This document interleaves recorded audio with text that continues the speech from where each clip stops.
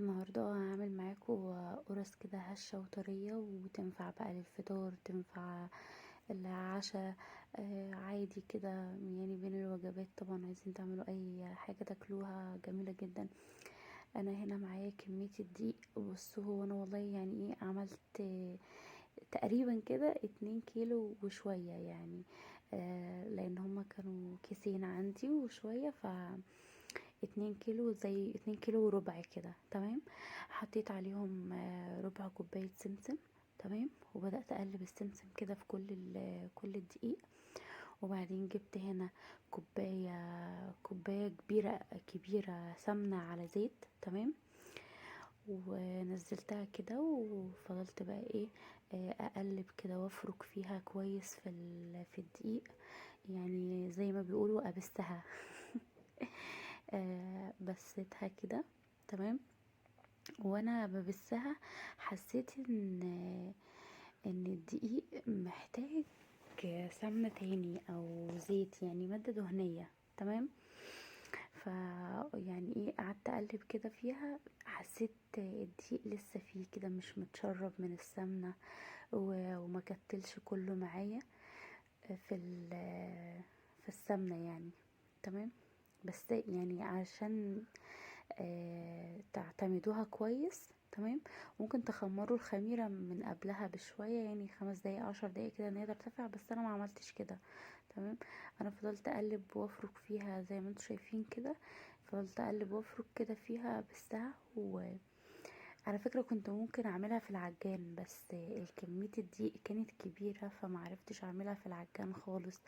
كانت هتاخد وقت كبير مني ومجهود.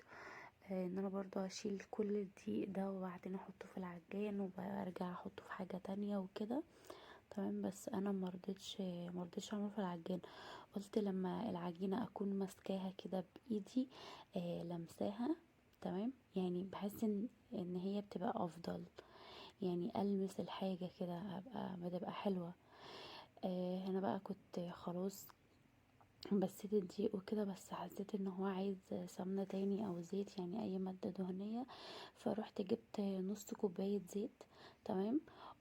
حطيتها على الدقيق اللي قدامي ده. وفضلت بقى ايه، اقلب فيه كده، افركه بحيث ان ايه اللي يعني المادة الدهنية اللي هو الزيت اللي انا حطيته ده يدخل في باقي الدقيق وكده، يعني ما يبقاش دقيق فيه ودقيق ما فيهوش يعني. تمام. بس برضو ما تكتروش قوي الزيت، لان الزيت بينشف القرص. وبصراحة يعني حتى بحسه حتى في العجين العادي، يعني بيتزا او كده، لما بكتر زيت بلاقي العجينة نشفت، مش بلاقيها طرية وكده وبتبقى حلوة. لا، بلاقيها ناشفة. وممكن تكون طرية واول ما تطلع من الفرن وكده، وبعد كده تسيبيها شوية تلاقيها نشفت. فبلاش تكتروا زيت. هنا بقى كنت خلاص فركتها كويس جدا. تمام. وبعدين جبت هنا بقى البولة. تمام. واللي موجود ده بقى خميرة. وهنا معلقة خميرة كبيرة. والطبق ده فيه معلقة صغيرة ملح، ومعلقة وسط كده، يعني ايه مش صغيرة ولا كبيرة. آم، سكر. تمام. لان انا كنت حابه تكون مسكره شويه. حطيت هنا بقى الخميره ونزلت عليها بالسكر والملح. تمام. حطيتهم. وبعدين هنزل عليها بقى اللهم صل على سيدنا محمد. انزل عليها بكوبايه ميه دافيه كده. تمام. دافيه مش سخنه علشان ما تفسدش الخميره. تمام.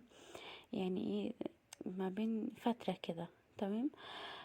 هبدأ بقى ان احطها احط الكوباية دي.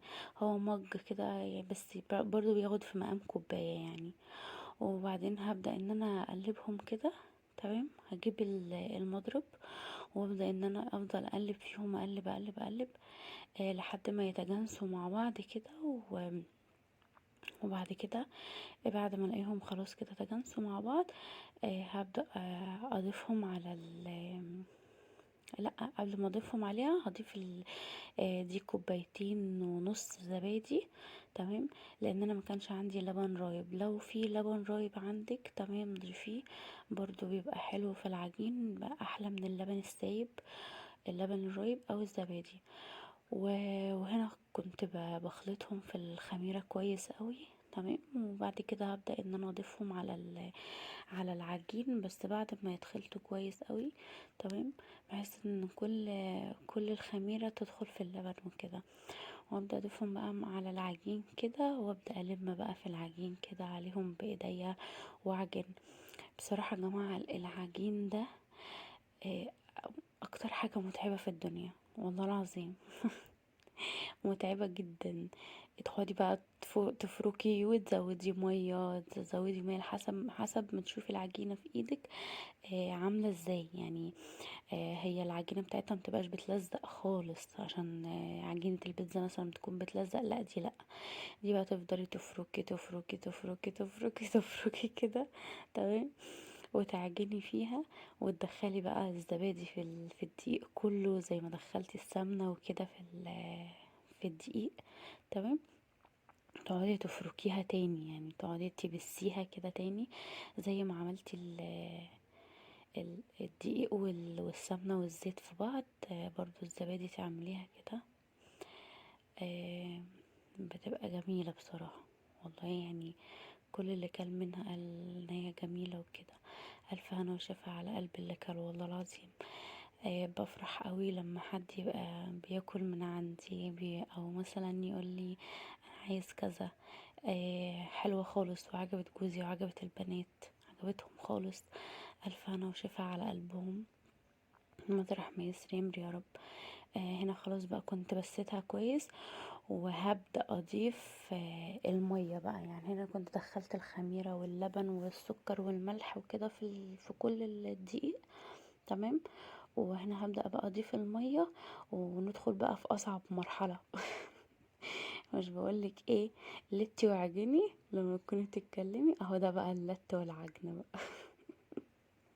ده اللت والعجن، اللي تعمليه اللي تزيديه تعمليه تزيديه، اللي تعمليه تزيديه، اهو ده بقى.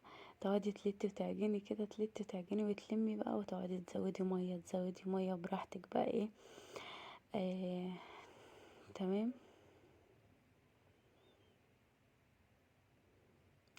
وده كان شكل العجين بتاعي بعد ما بقى بدأت اعجنه. اخد معايا وقت بصراحة يعني. هي العجينة بتاعتها بتبقى عاملة كده. تمام. بس بقى تتخمر شوية. دول كانوا 2 كيلو ونص دقيق، عملوا معايا كمية حلوة يعني. دي بقى صوابعي كنت كل شوية اروح اشوف العجين خمر ولا لأ.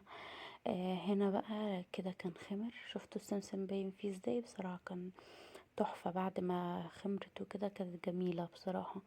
وهنا بقى قرصتها كلها كده. عملتها قطع صغيرة كده، على قد مثلا كف الايد، يعني لو لما نفردها تبقى على قد كف الايد.